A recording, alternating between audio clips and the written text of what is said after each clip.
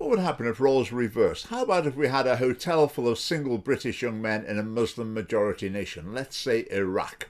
So we'll have a hotel with, say, 200 young men, not just a random selection of young men who are willing to break the law, chancers, if you like. They're not allowed to work in Iraq. They're there for a long period of time. They've got no network of relationships in Iraq, and they certainly don't know any females in Iraq, and they're surrounded by totally alien culture, and they don't understand the language.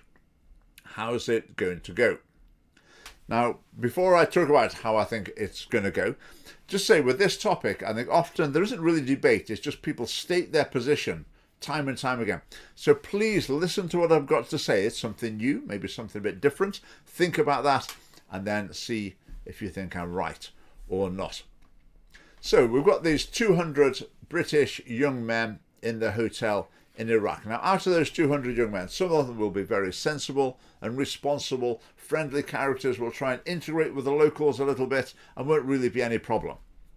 Okay, but sadly, they won't be the ones who attract the attention. But there'll be a good number in that 200 as well who won't have those character qualities, let's say.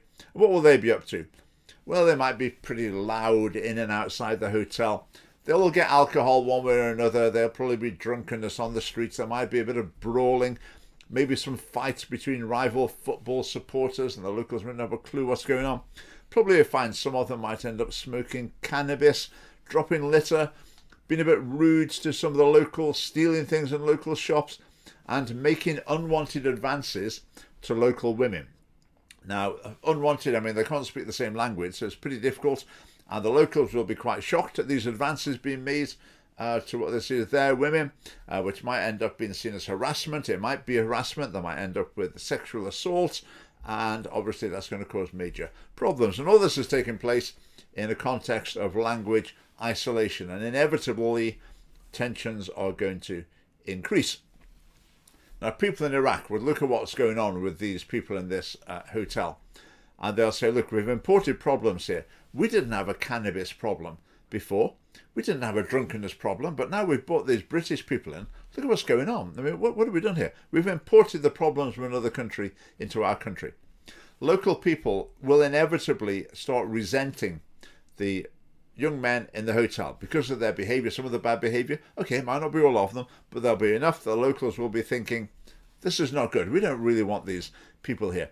Cultural tension will be building up because there's no communication between the groups because they can't speak a common language, and so tensions will increase and the locals will become fearful. They'll hear stories about what's happening, particularly approaches or worse made to girls in the area as well, so fear will build up. So what's my point in saying this? My point is that it's not racist or xenophobic to point out the problems that will ensue in this type of situation. It's an inherently problematic situation, taking people from a completely alien culture, putting them together in a large group of young men in a totally alien culture. There are going to be problems.